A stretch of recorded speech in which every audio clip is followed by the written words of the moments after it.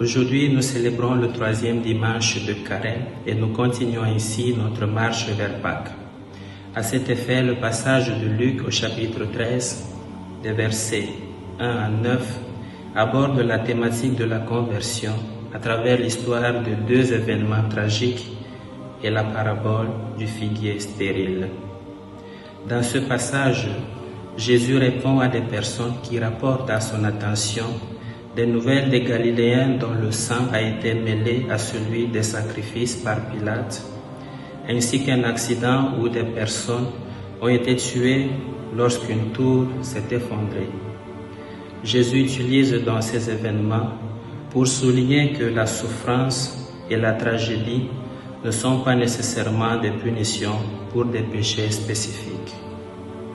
Alors que ces personnes viennent à lui avec des situations qui semblent extérieures à elle, lui posant des problèmes des autres, Jésus adopte une attitude contraire et les ramène à leur propre intériorité. Car autant qu'on a les yeux rivés sur ce qui arrive aux autres, il nous est difficile d'entreprendre le chemin de notre propre conversion. En voyant les différentes crises autour de nous, la souffrance des personnes de par le monde entier aujourd'hui, on serait aussi tenté de dire comme elle que c'est la punition du Seigneur pour tant de mal commis.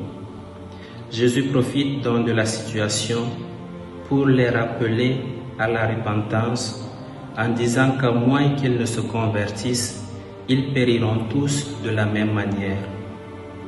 Ce n'est pas une menace, encore moins une imposition, mais c'est un ton qui souligne la nécessité et l'urgence de la repentance et la nécessité d'un changement de cœur et de comportement. Il nous attire à lui, non par une imposition, mais par son amour, et cette conversion est donc une grâce à laquelle nous sommes invités à nous ouvrir et à accueillir. Se convertir, c'est aussi adopter l'idée que Dieu est celui qui est.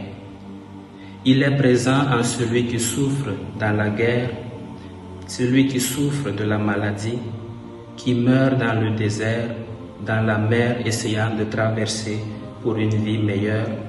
Il est présent dans le réfugié, dans l'orphelin, dans l'affamé.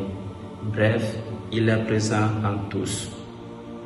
Et alors, on pourrait prendre conscience de sa présence en tous et commencer à aimer sans distinction et à cultiver la patience envers les autres, comme Dieu est patient envers nous et attend notre propre conversion. La parabole du figuier l'illustre davantage et à suffisance, car non seulement elle appelle à la conversion, mais nous démontre à quel point Dieu est patient à notre égard. Dans cette parabole, un homme a un figuier qui ne porte pas de fruits depuis 3 ans. Il veut le couper, mais le vigneron plaide pour lui donner une autre chance, en promettant de le cultiver et de le fertiliser. Cela représente la grâce de Dieu et l'opportunité de la conversion que le Seigneur offre à chaque personne. Il ne veut en perdre aucune. Il se montre patient et nous accorde ses grâces en abondance, ces grâces qui nous travaillent de l'intérieur pour pouvoir nous transformer à son image. Toutefois, il appelle aussi à notre coopération et à notre adhésion, car ce n'est jamais une imposition. En cette année jubilaire, année de grâce, et surtout en ce temps de carême, sachons donc saisir toutes les opportunités qui nous sont offertes pour nous convertir, changer nos cœurs, nos points de vue, nos visions, nos comportements et nos manières de faire les choses pour devenir des personnes meilleures et qui portent de bons fruits, des fruits en abondance pour notre société. Bon dimanche à tous.